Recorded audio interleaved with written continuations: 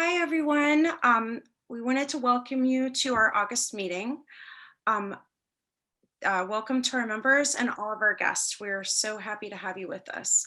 My name is Susan Beal. I am this year's Programs for Meetings lead on our PMQG board. Several board members are out of town, and so we have a team running the meeting tonight. You'll be hearing from me, Renee, who's our VP of Procurement and Membership, Anne, our secretary, and Carol and Michelle, who are our workshops co-coordinators. So you'll hear each of us introduce ourselves in turn.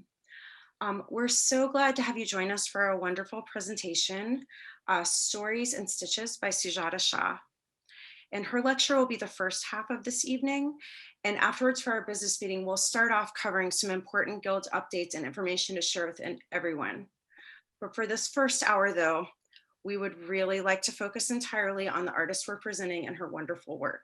So thank you so much for being here. It's been such a nice thing to look forward to. As Sujata was saying, we first started talking with her about this opportunity for her to present to our Guild months and months ago. And in a really beautiful turn of events, a member, Carol Soibert, suggested Sujata last year. And it's been a long time coming, but here she is at our August meeting. And Carol is now the workshop coordinator supporting her class on Saturday. So thank you so much to Carol and Michelle for all you're doing to make workshops so special this year. The next slide would be great, Renee, whenever you have a chance.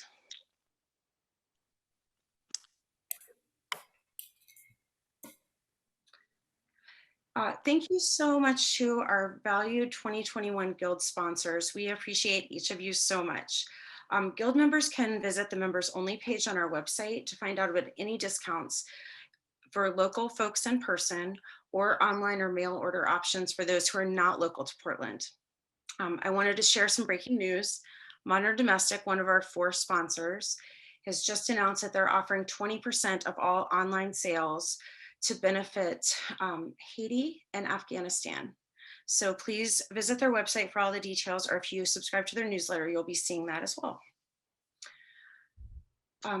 So Carol Soibert, our wonderful workshops co-coordinator, will be sharing our featured programs through the end of the year, starting off with a live visit from next month's speaker, Krista Henneberry. Thank you so much, Carol. You're welcome.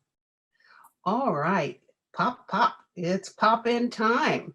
And popping in tonight to give us a sneak peek of her upcoming workshop is Miss Krista Henneberry. Krista, take it away.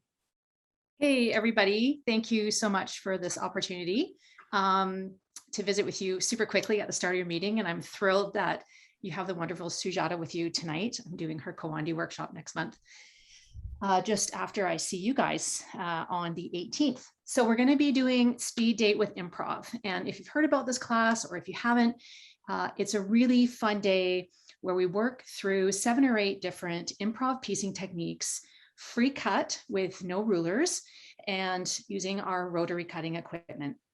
It is a class that can move fairly quickly through improv techniques because I have limited a lot of the second guessing that people experience when they're fairly new to improv. So I've taken away the luxury of time. We do work fairly quickly. I've taken away the choices you need to make with color by limiting you to a palette of black, white, and 1 pop of color. And I've also taken away the worry about size. How big is it? How long is it? How wide is it? Is this enough? We're going to be working with 5-inch charm squares. It's a fairly low waste project.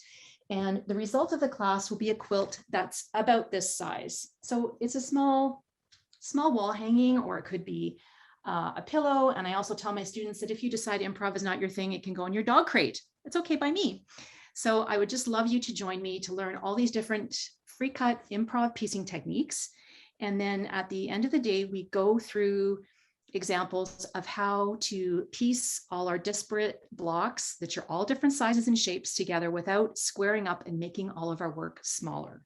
So I hope that you'll think about it. It's a way to create a small improv sampler so that you can go back, have a look at this very graphic display of your piecing that you did in the class, and everyone will come away with small half-page handouts for each individual technique so that you can refer to those later if you'd like to make a whole quilt using only one, two, or just a few of the techniques rather than a quilt that combines everything in a bit of this sort of funky modern mosaic.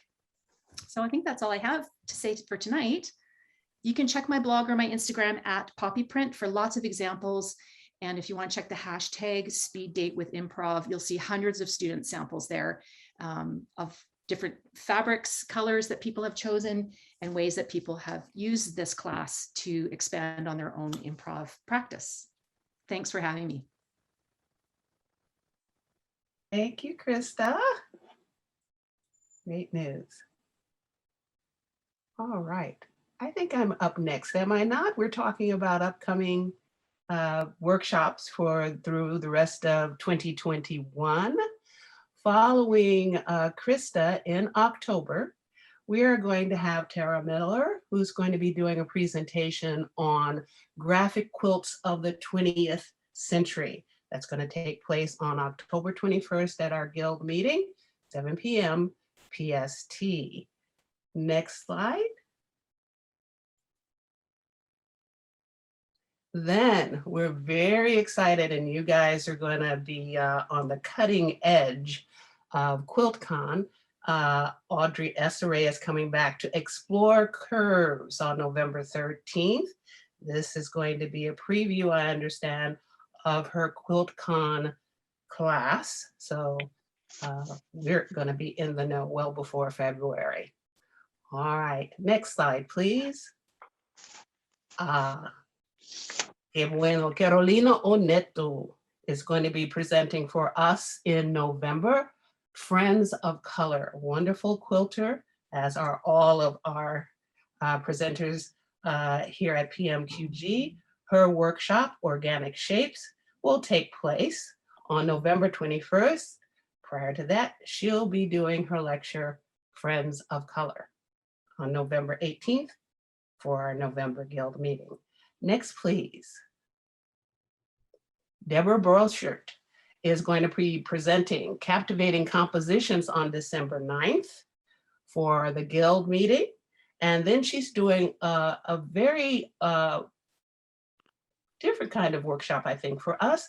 We're going to be delving into some art quilting, and her workshop, Head, Heart, and Hands, Developing Your Creative Voice, is going to be quite exciting and interesting, and I hope everybody takes advantage of participating in that one, December 12th from 10 to 1 p.m. Next, please. I think that's December. But wait, there's more.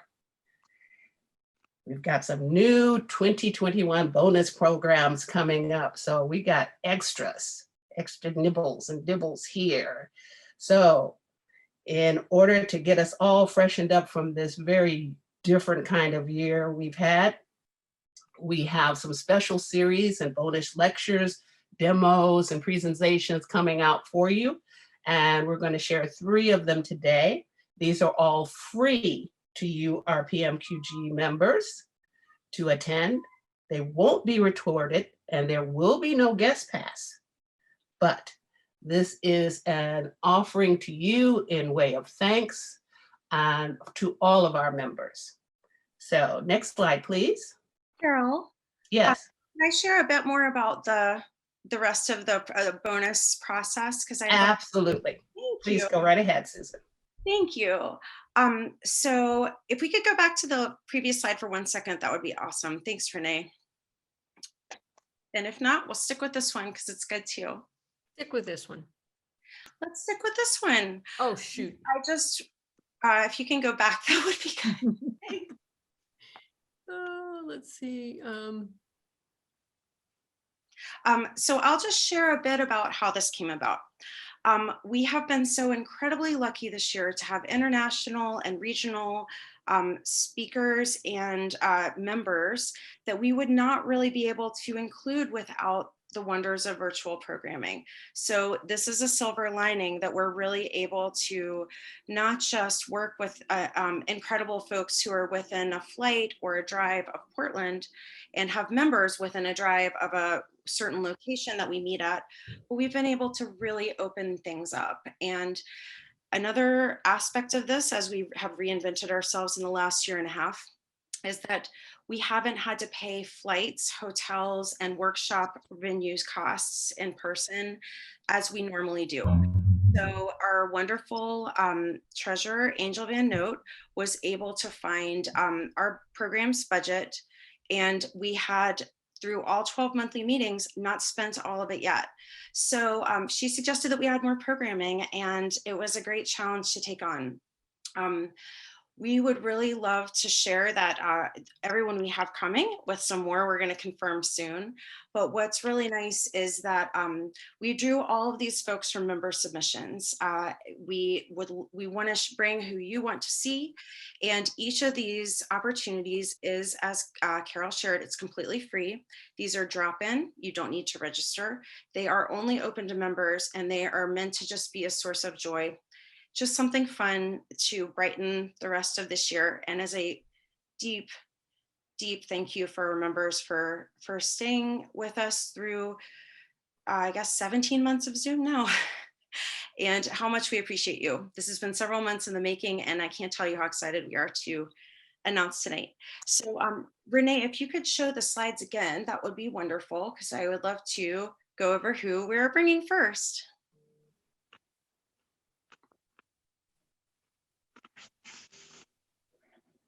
Okay. Sorry, just a moment. And no worries, I'll just get started. The first one, which you may have gotten a glimpse at a few minutes ago, is 2-hour-long programs. Oh, perfect. I see our slides are back. So the next one, perfect. Let's stay on this one for a minute. Thank you so much, Renee. Several of our board members are out of town, so we are doing all kinds of roles that, just we don't usually do. So thanks for your patience as we get to excitedly tell you about things, but maybe not efficiently. Meg Cox, who you may know as a quilt journalist, she's renowned and has covered all kinds of topics for journals, magazines, and her own very engaging newsletter and blog. She's a huge part of the Quilt Alliance, but she's also now teaching Take Better Quilt Photos, and she has a special hour-long, fast-paced and fun presentation designed for you to be able to take better photos the same day with your smartphone or digital camera. And she's going to send everyone home with a super helpful resource guide filled with ideas and each and every product she's recommended that she uses herself. The same day at noon, Oregon's own Valerie Wells will be doing a block printing demo. And for that, she's going to do an interactive demo. It won't be a workshop with a supply list, but she will show you exactly how she carves, prints, and designs fabric using these hand-carved blocks, using her gorgeous original artwork. And she's excited to also include a trunk show of her own exquisite hand-painted fabrics. So you're welcome to come into both. Stop by one, come to both, and hang out on Zoom in the middle for the hour-long break and chat with quilt friends. We're just so excited to do something fun in a year that has not been, a lot of things haven't been very fun. So the next slide would be great, Renee. The following week, on Thursday, September 30th, we are so excited to spotlight 4 of our wonderful business members right here in PMPG. These are just a small sampling of their incredible work. And if you happen to remember in 2018, we had a really fun in-person meeting where we had different stations, including a long arm quilting 101 table, and members could come by circulating through the room. And it was kind of an ask me anything about long arming. And I know for a lot of us, before we worked with a long armor for the first time, it's intimidating. And you really helps to know like what makes a collaboration super successful. What's your favorite quilt that you've ever long arm quilted? Like, how would you work with this shape? Just things that could really widen the path for newer quilters, and also just really create kind of a new conversation around how to, just work with a professional to finish your quilts in an exquisite way. And especially in these times, it's really fun getting to see lots of beautiful, colorful quilt photos. So each of these wonderful long armors will be sharing their portfolio work, as well as taking every question that our members have. So we hope to see you on that Thursday. I'll mention quickly, one of the reasons we wanted to program some of these in the fall was that our September meeting is actually early. We moved it to the week before. That will be Krista, because Yom Kippur is the following week on our normal meeting date. And then our October meeting is at the normal time. So to fill this lull, we really wanted to have a few extra wonderful things to just make that a special focus. So Renee, the next slide would be perfect. And then early in October, Audrey will be teaching for us a month later, is going to do a foundation paper piecing demo. This is meant to be beginner friendly, but she'll also be sharing all of her tips. And she has an incredible teaching style.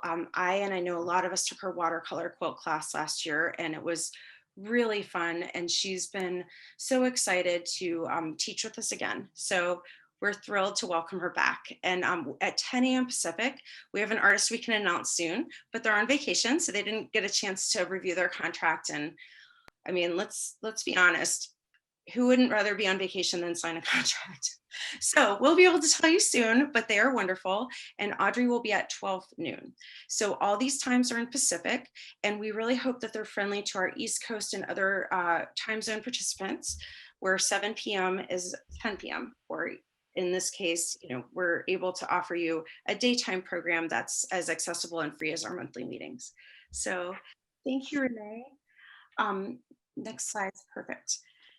So yay, now we get to focus on the wonderful presentation that we've been looking forward to. Sujata Shah. And she shared some lovely background information herself, which I just is so fascinated by, and I can't wait to see everything that she's sharing. For a girl who did not like sewing, Sujata has come a long way. This is a story about never say never. Sujata will present her creative journey through a slideshow and trunk show of her traditional and art quilts. Growing up in India, rich colors, hand-woven textiles, and handicrafts were part of her daily life. She learned to appreciate the irregularities and imperfections of handmade crafts. Her instinctive ability to work with colors and textures, combined with education in graphic design, and has developed a unique style as a quilt designer. Inspired by irregularities and Sujata developed abstract forms of traditional quilt blocks and subsequently published the book, Cultural Fusion Quilts. Through 30 years of quilting, Sujata has realized the art of stitching, the very thing she disliked growing up, has become her favorite way to write personal stories onto her quilts. She shares how each quilt evolves and becomes unique, filled with the memories of the time she spends making it. So this is Michelle Fitzgerald. If anyone wants to ask questions, if you can add those to the chat right now, then we will have collected those. And when Sujata is back, we can start with our Q&A. That'd be much appreciated. Thank you. Thank you, Michelle. That is perfect. If this works, perhaps we could just do the next section of the meeting. And then when Sujata is available again, we'll switch back to her and then do the Q&A as that kind of order, if that works for everyone. Thank you so much for the flexibility. And normally our meetings aren't going over quite so much at this time, but I hope everyone's flexible with we don't end right at 9 o'clock. Thank you. Could I have the next slide, Renee, please? So we would love to discuss some important guild business. Thank you so much for your attending tonight and being here in community with us. We promise to be ethical and transparent in how we're addressing the many challenging situations our guild is currently facing, as we shared in a letter to all members this Monday and in ongoing communications tonight and in the future. I'm just one of Sujata. If you're free now, that would be great. I'm at a stopping point, or we can take another minute. Okay, I'm ready. Great, thank you, Michelle. We're looking forward to the Q&A. Great. Well, funnily enough, we have 3 people that wrote in with the same question. And the question, Sujata, is why do the Kawandis have flags on the corners, or what are the triangles? What do they represent on the corners of your quilts? So those triangles are called fula, and fula means F-U-L-A. Fula means flowers. The Siddhis, the African diaspora of India, they believe that if the Kawandi is not decorated with fulas, it's simply naked. So every quilt that they make, they feel like they want to decorate that, and you will see it mostly every Kawandi that you see. Great. Thank you so much. Welcome. Does anyone else in the audience have any more questions? There's one question. Can you tell us more about quilting in India in general? Is it something that is done most commonly by people of a certain class or caste, or what's the background? Thank you. That's a great question. Nobody has ever asked me, and there's so much quilting that goes on in India. India has variety of quilting that goes on, and it's really regionally specific. So if you go to the eastern part of India, you would see lots of Kanta quilting. If you go in the southern part or west coast of India, you would see cities and other communities working on their quilts with this style of quilting that I'm just showing, Kawandis. If you go up north, you would see beautiful printed fabric, one whole cloth quilts. And if you go northwest, then you would see patchwork quilts. In India, patchwork quilting also exists, and it is done by, so all the quilting is done by definitely certain class of people. As you go, there are like 2 kinds of quilting. Either people do it for hobby in more affluent community, but then there is the class where they are actually making quilts for either to sell, for people to buy, or they are hired by manufacturers to make quilts. So there are all sorts of things that go on. Nowadays, the quilting has become very much centered to this, very affluent people who can afford to spend thousands and thousands of rupees to buy a sewing machine, not only just a sewing machine, but also long arm machines and all that. So India has its own guild, and there are women that are making quilts. India also has modern quilt guilds, and nationally there are lots of women and men that are involved in making the quilts. I hope that answers your question. Great. There was a question about finding the block printed fabric within the States, if that's possible.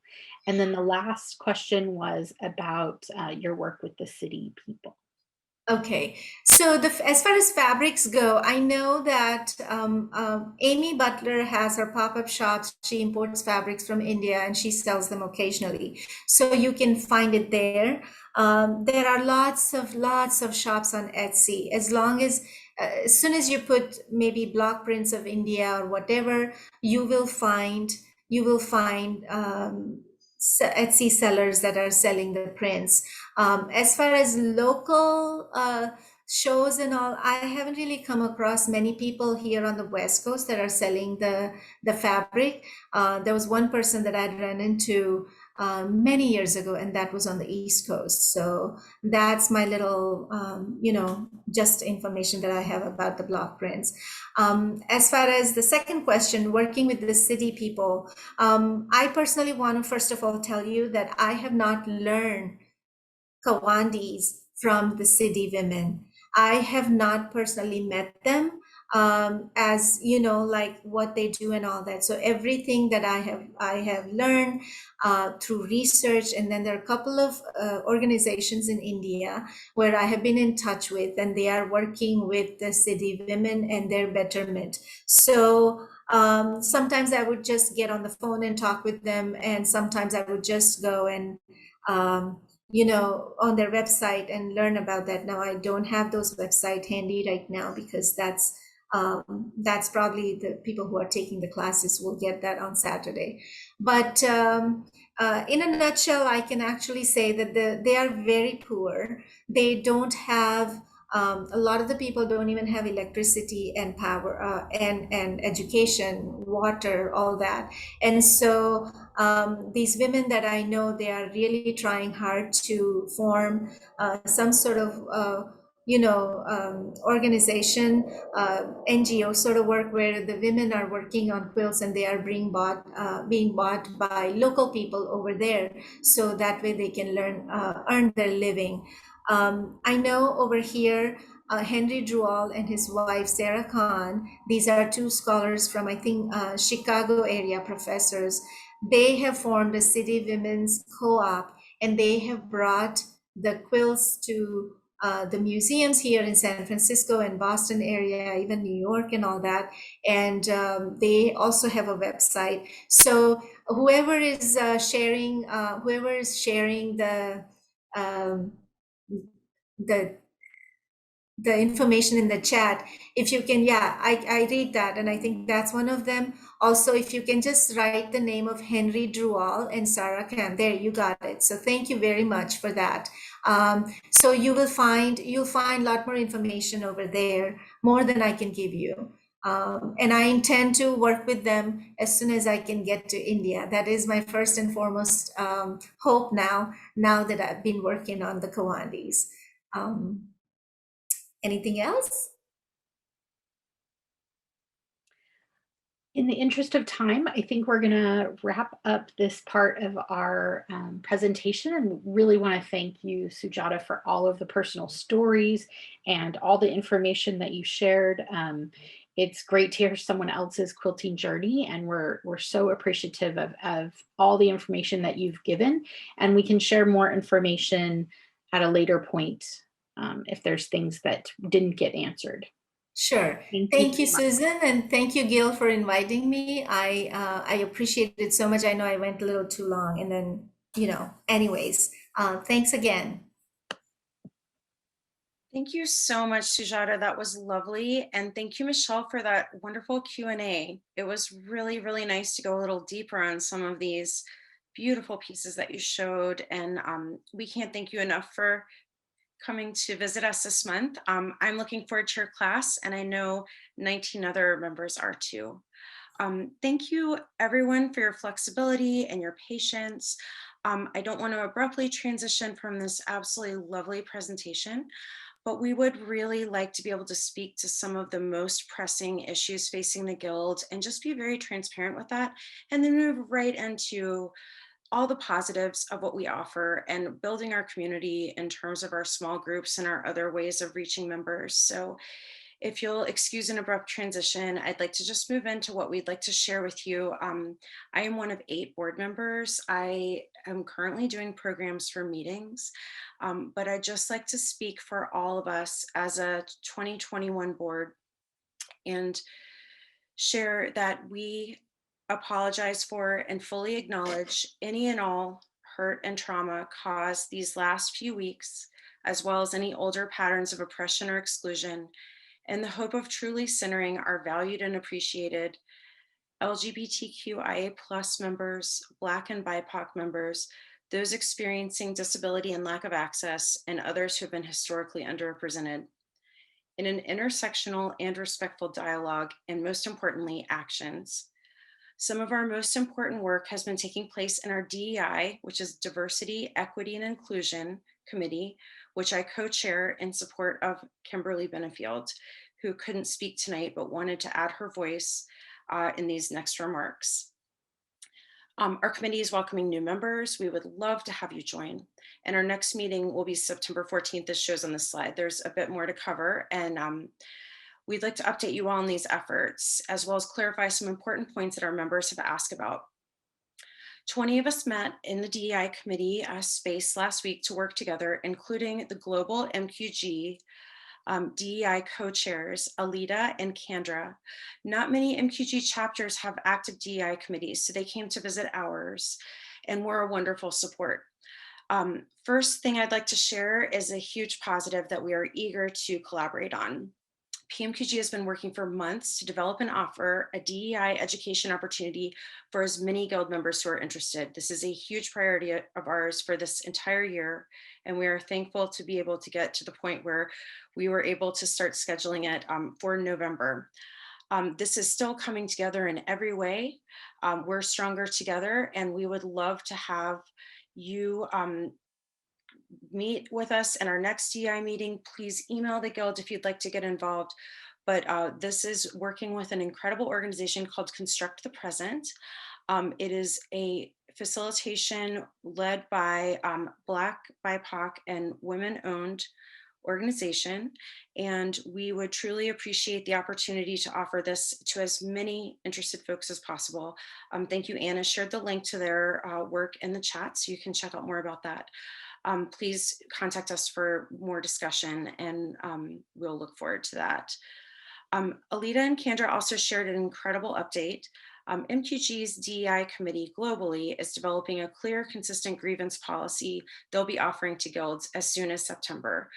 This should be an incredibly valuable tool in navigating difficult conflicts, and we look forward to sharing more when it's officially announced. We also discussed strengthening our accessibility and inclusion at meetings, both virtual and in person. Some of the steps we have taken or will take include using Otter AI as a captioning and transcription service on Zoom. You can see it in the upper corner of our window here, and it provides a live transcript and captioning service for those who can use that option. It's an incredible resource. We have wanted to make sure that all attendees can navigate the virtual space well and comfortably for full accessibility, as we realize this can be a challenge for some. In person, we want to evaluate all future meeting place options, not only for ADA access, American Disabilities Act in the United States, but for visual, auditory, and all disability accessibility. For example, making sure there are equitable seating options for those who can't safely be accommodated in a standard chair, which is what many facilities provide. How can the Guild meet that need without putting any member or any member's guest at discomfort or lack of safety? Planning any Guild events around important religious holidays of each faith, not just the Christian cultural calendar that many of us are most familiar with living in this country or in general, but truly accommodating our members who cannot attend meetings on a high holy day or another religious holiday.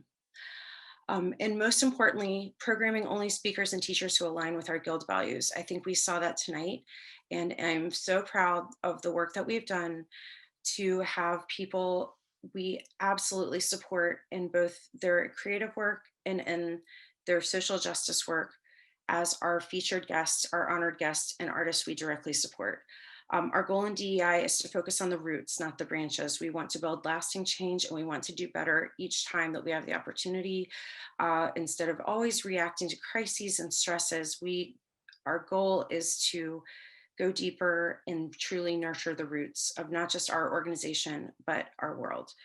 So could do the next slide, please, Renee. Thank you.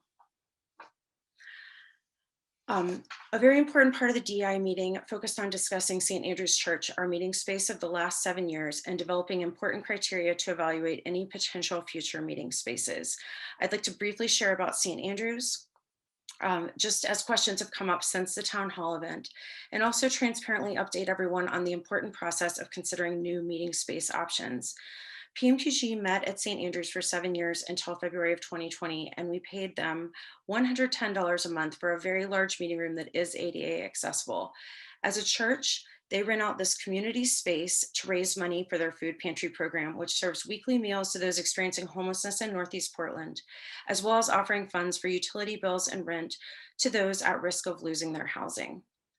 All funds we've paid them historically from your dues have gone directly to this program and not to any religious purpose at any time.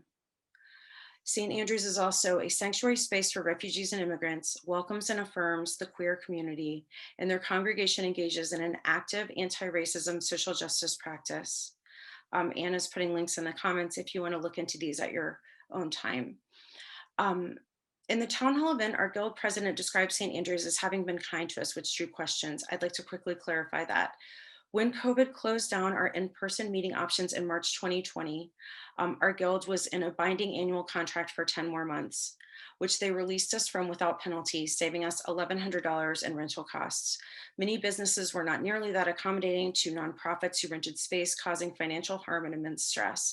We are no longer in any contract with St. Andrews, but I wanted to share the details of that arrangement as a historical account only. Thank you, Michelle, for your comments in the chat. That would be very helpful for documenting. Thank you. The positive contributions of St. Andrews to the community aside, we hear and are listening to our valued members who express reluctance to meet on Catholic Church property. We have a list of 11 and counting alternate Portland metro area locations that members have sent in, which we are researching based on accessibility, safety, transit and parking options, willingness to reschedule events that may conflict with important religious holidays, and other important issues. We would deeply appreciate more volunteer help with this task and welcome your suggestions on other venues in the Portland area. If you could do the next slide, Renee. And for any or all of these concerns, please feel free to email the Guild, but we wanted to also share this next option, which I'll detail quickly for everyone to be able to use in the future.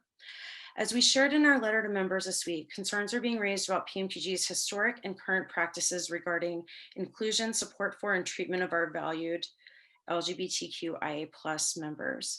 Many of these concerns have been specifically related to our longtime meeting space at St. Andrews, and a recent situation has arisen where a member has requested a series of actions be taken, including historical and current accounts of any objections to St. Andrews and any oppressive or harmful experiences our queer members have had within PMQG.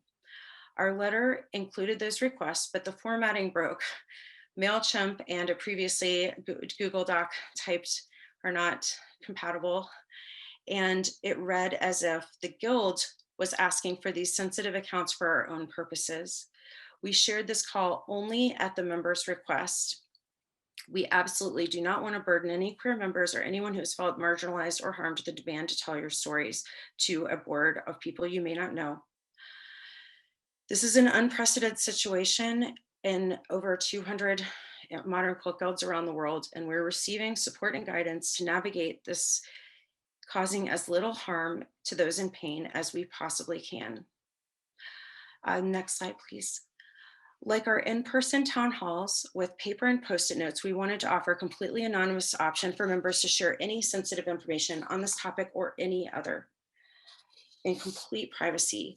We've updated our feedback form on the members only page to work without any name or email supplied, and these 2 screenshots will show you how to use it. It does not track any information except what you type in. You'll see here, I sent this around 6 o'clock tonight. It just asks that we focus on construct the present. And then once you hit submit, the black button near the bottom, could you go to the next slide, please? You'll see this is a screenshot from our email received within the same minute. And it simply says my message that I typed in. There is no name, there is no email. Of course, this means there's no way to reply. If you have any questions or concerns or something you want followed up, we would need you to use a contact, but we absolutely want to offer our members privacy, respect, dignity, and an opportunity to speak freely. This is absolutely not about any forced accounts or anything of the kind, and we deeply appreciate your privacy. The last thing I'd like to clarify after further questions is also on the absolute importance of member privacy and safety in our meetings and online events, whether it's a monthly meeting or anything else that we are hosting. This is not negotiable, and we as board members would never break confidentiality.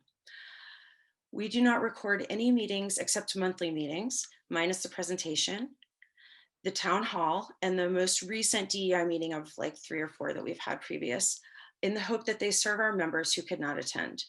You'll notice a very evident button that you'll see in here that this event is being recorded.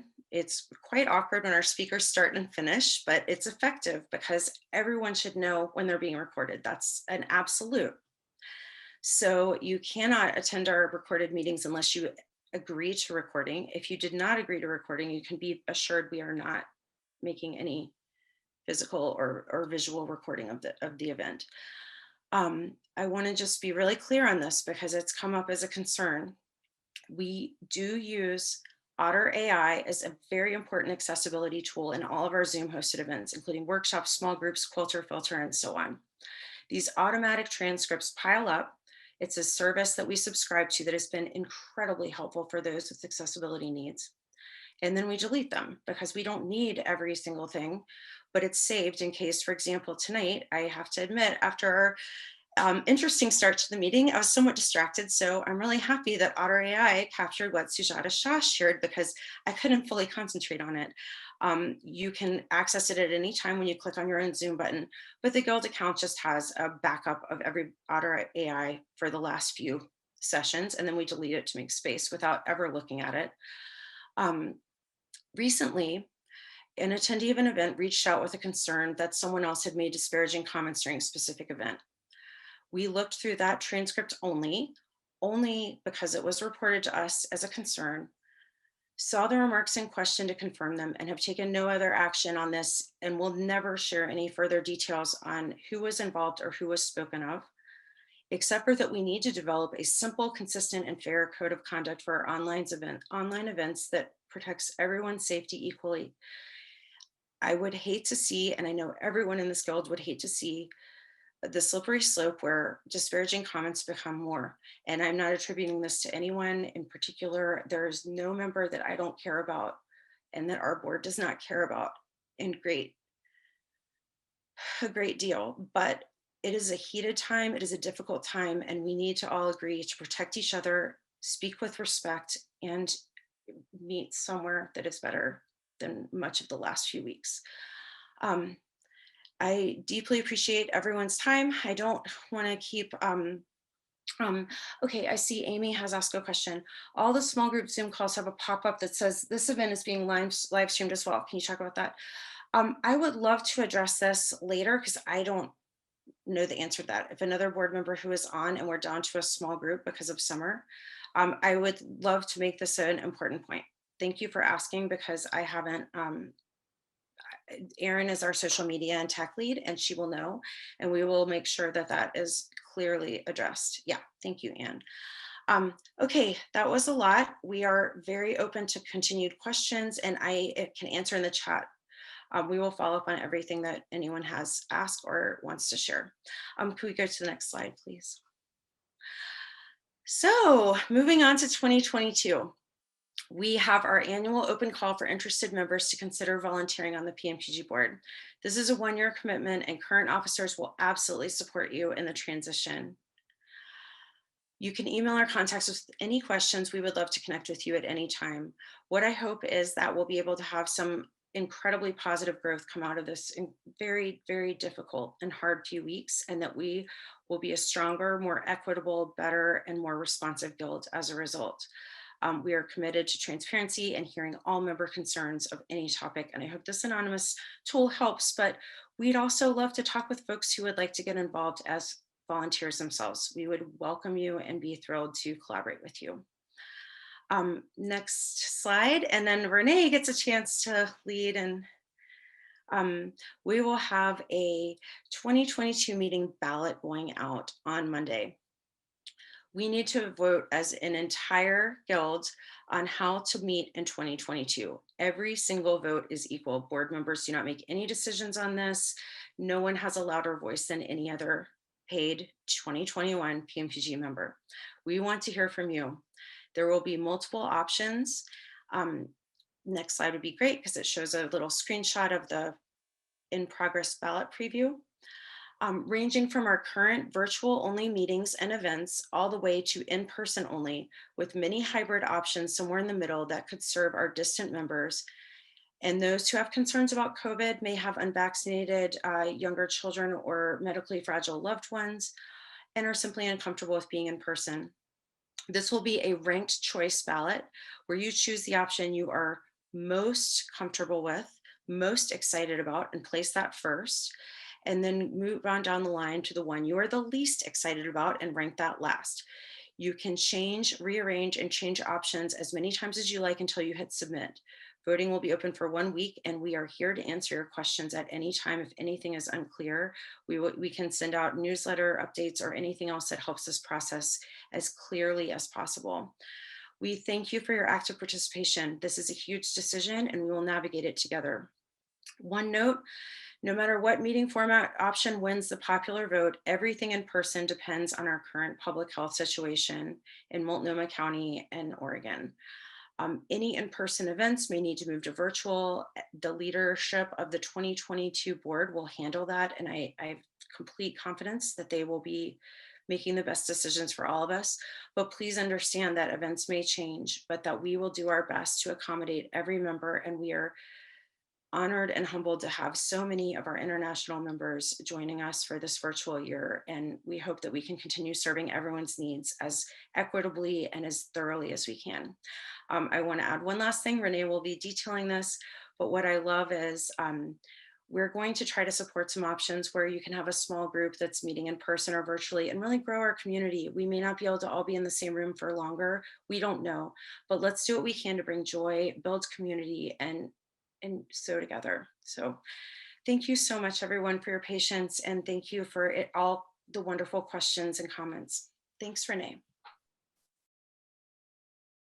Hi, this is Renee here.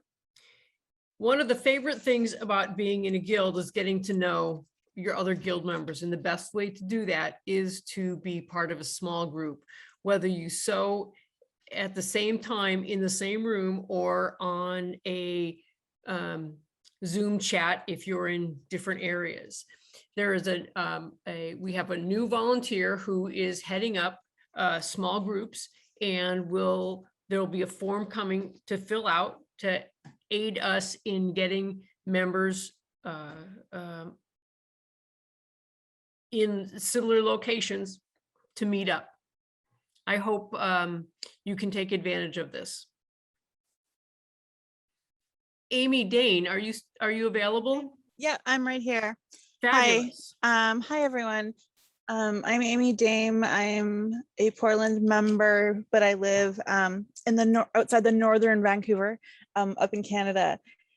And I'm going to take over coordinating the Queer Quilters small group. We have a meeting tomorrow night, the third Friday of every month is what it was originally set at. So we do have one set tomorrow night that I'm going to be at if anyone would like to come. But I'm getting a lot of feedback that a different date would be preferred. So we're going to be choosing a new day and time. And if you are interested and you'd like to be on the email list that I send out of trying to decide what dates work for those of us who want to come, please contact me and let me know, or come tomorrow night and we can chat about it in person then in the Zoom call. Thank you. And if you have any questions, feel free to just email me for that as well. Thank you. Thank you, Amy, for taking this over. Next, we have the Charity Sew drop-off pickup. You can drop off your completed projects. You can pick up new projects, small, i.e. wonky stars, or large, make a new quilt. Addresses and details are in the members only section of the web page. The charity zipper bag is still an ongoing process that helps support the Portland Homeless Family Solutions. Kits are available. You can drop off, or you can pick up completed kits, or again, details are on the members only section of the web page. We have the last free table of 2021, Saturday only, August 21st. And information on the location is on the members only section of the web page. We have a sew day at Beaverton Mill End. We are looking for a volunteer for this. Because it is a holiday weekend, the 3 people that opened and closed last month are unable to participate in the event. So you will need to check the web page and the members only section to see if this event will go on or not. We're hoping we can continue it this month, but last month it was a lot of fun. There were 8 of us there at the most of the time. And so pretty much it was 1 to 2 person for a 6-foot table, and everybody was wearing masks, and a good time was had by all. It was really nice to be working in a room with other people sewing. Quilter Filter is going on. And this is led by Jenny McKee. In 2 weeks, they'll be talking about all things embellishments on quilts. There is also a free bird block of the month that starts in October. If you sign up prior to the end of August, you have a 15% discount that's available. There'll be a small quilt group to support this endeavor for those working on the block of the month. You can check that in our shop area. QuiltCon the voting has closed for the design process for the Angles quilt.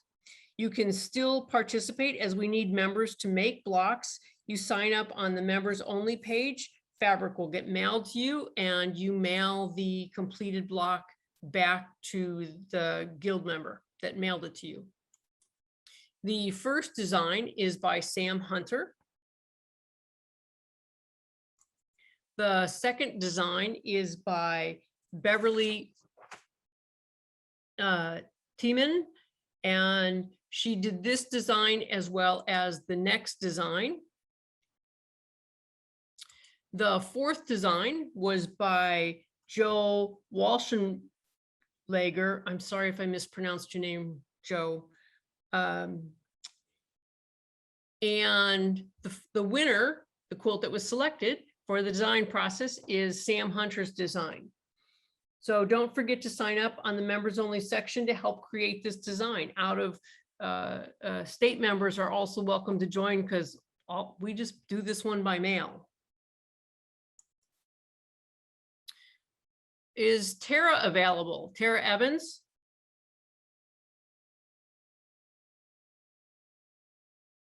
Okay, guess not. This is the block of the month for August. It is a quilt that is designed by Tara Evans, and it has to do with bees this month. You can still sign up for the block of the month. It is discounted for guild members, and Tara has a video up on YouTube that makes the curves the easiest thing I ever expected. I'm doing fabulous on these curves. I'm very happy with how they're turning out.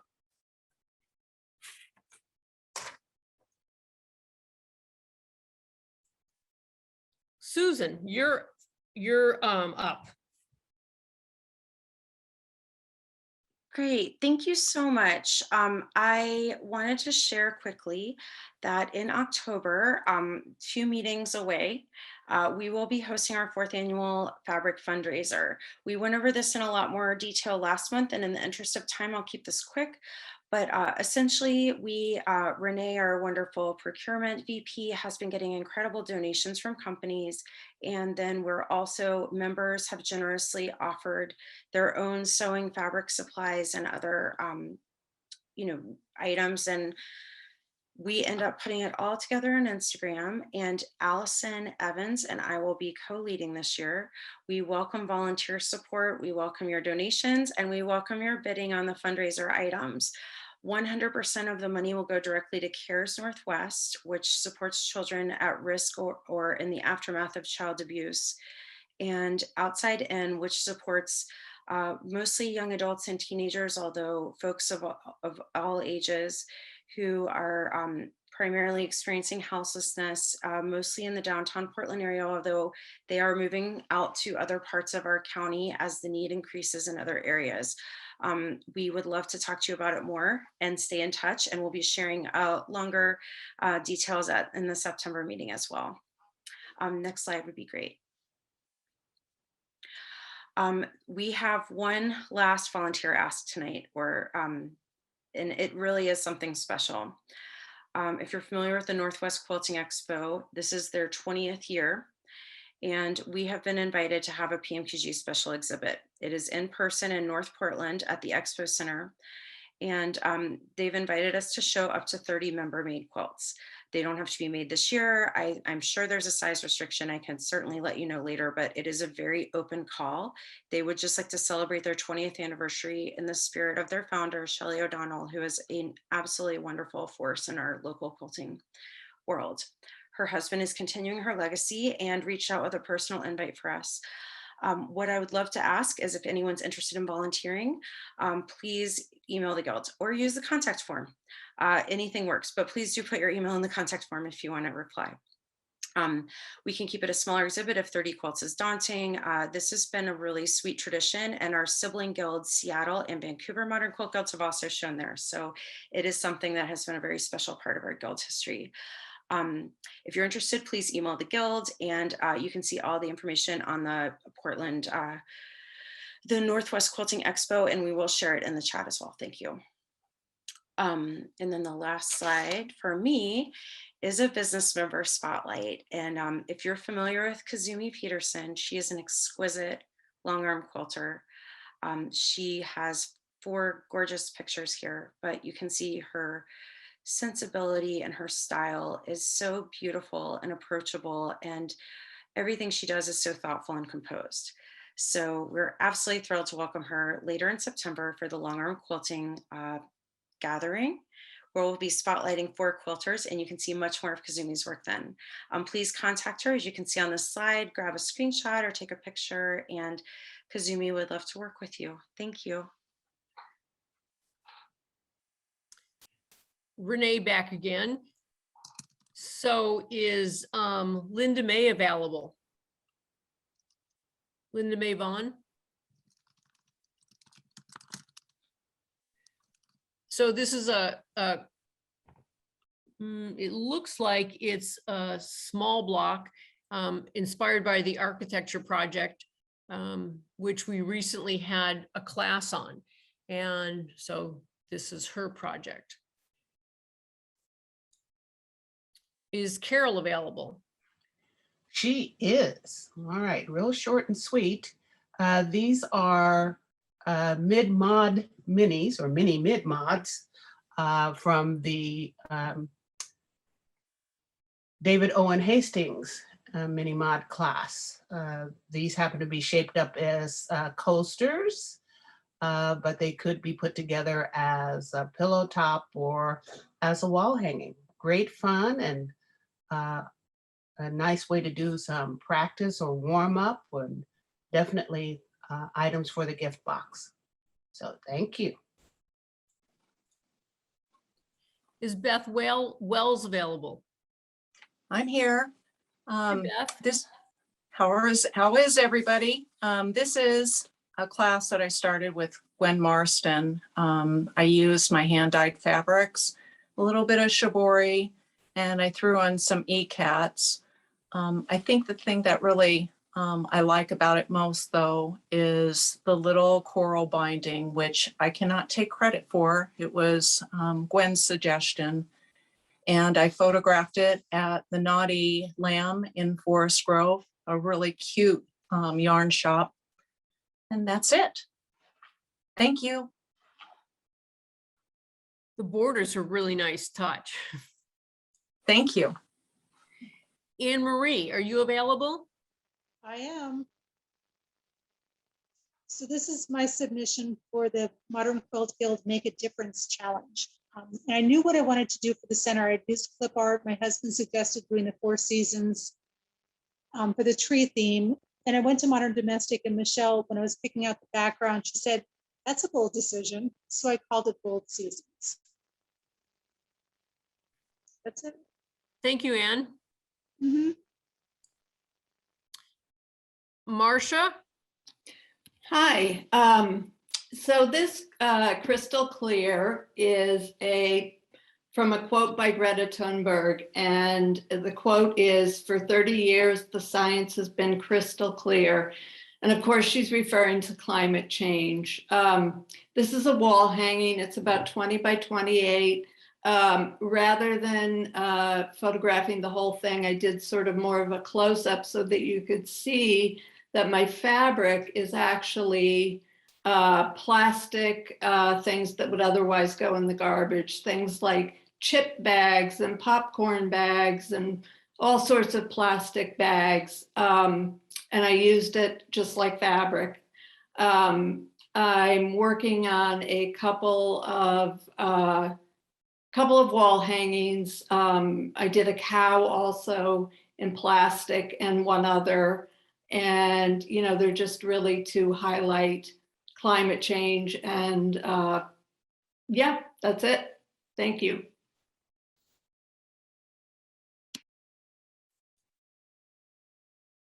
Lisa, are you available?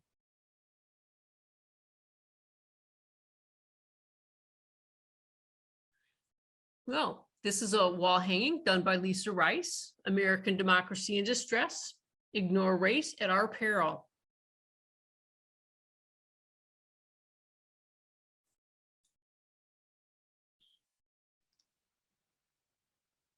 And are you available?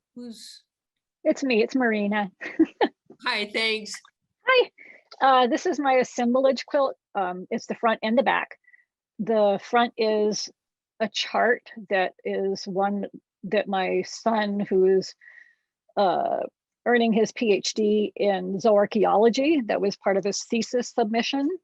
And the back represents some of the fish species that he was studying. He's studying zooarchaeology, which is the study of animal remains excavated from archaeological sites. So I designed this myself, and I used Elizabeth Sharp's folksy fish as a basis to make the specific species from the study. And it was quilted by Alvera Gaskins, and the fabric is mostly Moongate from Christina Camelli. Thank you. Thank you. Jenny, are you available? I am. This is the Grassy Creek, which was Bonnie K. Hunter's mystery quilt for this winter. A little bit brighter than this. I normally don't do mystery quilts because you don't know what it's going to look like before you get towards the end, but I was really intrigued with her palette of gray with fall colors or in warm colors. So it was fun. I learned a lot. This is the first quilt that I've quilted on my new Q20. That's a huge quilt. I've done 7 small ones, but Elvira Gaskins basted it for me on her long arm, so it made it easier to do. And I was interested in our speaker today talking about the stories in hand quilting, which I've been hand quilting for 30 years and enjoy it, but it does take a long time. And I discovered that doing ruler work on the sit down Q20 gives me a lot of the same feelings that I have doing handwork, is that I'm fondling all the fabrics again and again and again and getting to see the pattern come up. So I have, I'm really glad that I didn't have room for a long arm frame in my house because I've discovered I really enjoy doing it this way.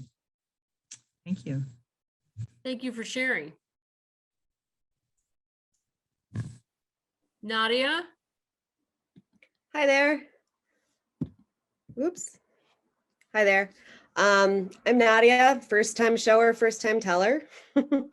And this is my speed date with improv that I did with the Okanagan Modern Quilt Guild back when we could still actually get together and take classes. So I live in Canada and I belong to another guild, and Krista came and I wasn't sure if I was going to like this, but I really, really loved it. I want to make another one, and this was my outcome. So I just wanted to throw it out there for anyone who's nervous about trying it. It was super fun and I'm hooked. Thanks. Thank you. Kimberly. Hi, I'm here. So this is This is actually a bed runner, this quilt. This was a quilt along that was a part of a Fat Quarter Shop, quilt along of a Lori Holt pattern. So she has a book called Kaleidoscope, and this was a free pattern for this bed runner. So for it, I chose these completely Allison glass fabrics. If you see the original pattern, the background is white, and the kaleidoscope, you know, the half square triangles and flying geese that make up the kaleidoscope are, you know, more colorful fabrics. So I call it dark kaleidoscope because of that. That's it. Thank you. Thank you. Marty? Hi. Yeah, this quilt is a memory quilt of a woman that I met in a writing group. And I knew that when I wanted to make this quilt for her family, that it needed to include words since I met her in a writing class. The fabrics are all fabrics that she had from her travels around the world. She was born in Thailand, and so much of the quilt is Thai silk, which I didn't know how to use. So many times at the Quilt Guild meetings, I would ask people how to deal with it. So thank you to everyone for giving me your little bits of input. The hummingbird is an actual picture of one of the places that Betsy was actually taken in Central America, where her ashes were taken. And so I used that photo to do this giant hummingbird. So thank you, everyone. Thank you. Amy Dame. Hi. This was a swap that my Vancouver Modern Quilt Guild did with a maritime quilt guild on the east coast of Canada. And we were supposed to theme the pouches around our coast in particular. And I had just taken a class with Luke Haynes, and I'm not done my Dolly Parton yet, but I decided to use the same technique based on an actual photo of the West Coast.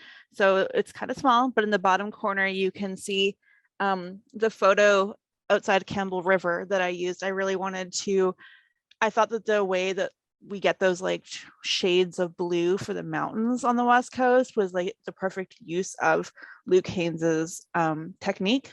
So I'm super happy with how it turned out. And I've already started drafting up more projects in that same technique, even though I haven't finished Dolly Parton yet. And I think the next one's mine too. And so this is mine from the David Owen Hastings workshop. I did it.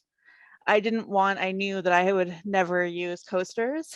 And so I did quilt as you go strips, but I pieced them all before I did them together, sewed them together so that they really blend right in.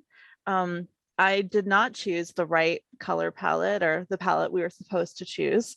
I realized that most of my fabrics were still in storage, and including all of my low volumes. And the day or a couple days before the workshop, my sister had found 2 huge hunks, like 4 yards each minimum, a bright pink raw silk at the thrift store. And I was like, I'm going to use it right away. This is going to be the perfect opportunity to use it. And so I pulled out all of the pinks I had, which is one of my favorites. So it's linen, rayon linen, cotton linen, at least 2 different silks, as well as some quilting cotton mixed in. And I was really going for like kind of 80s carpet color vibes, like at the roller rink kind of thing.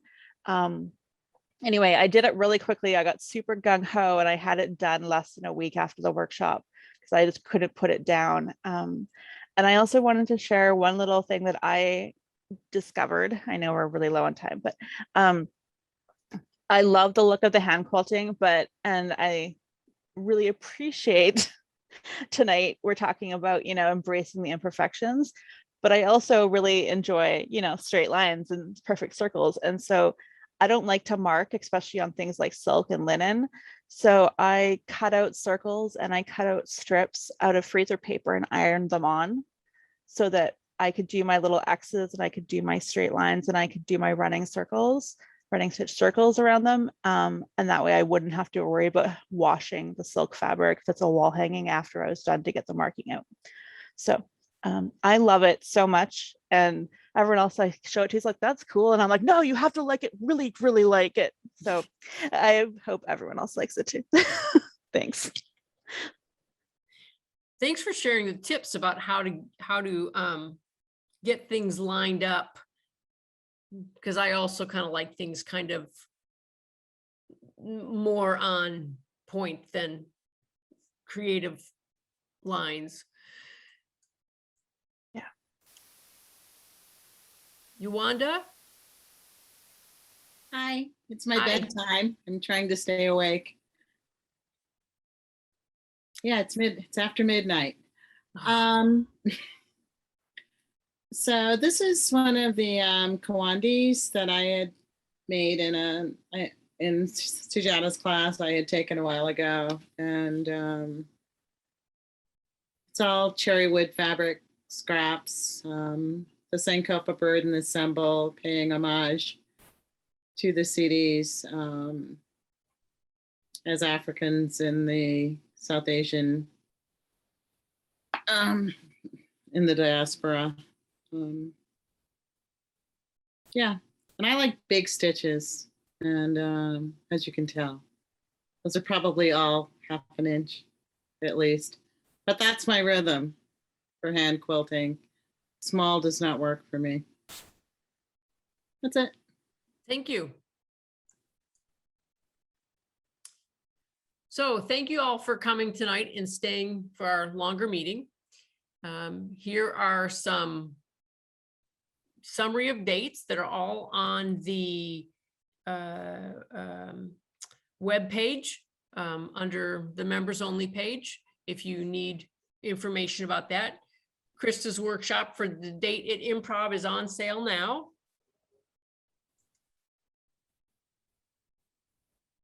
And scholarships open for the August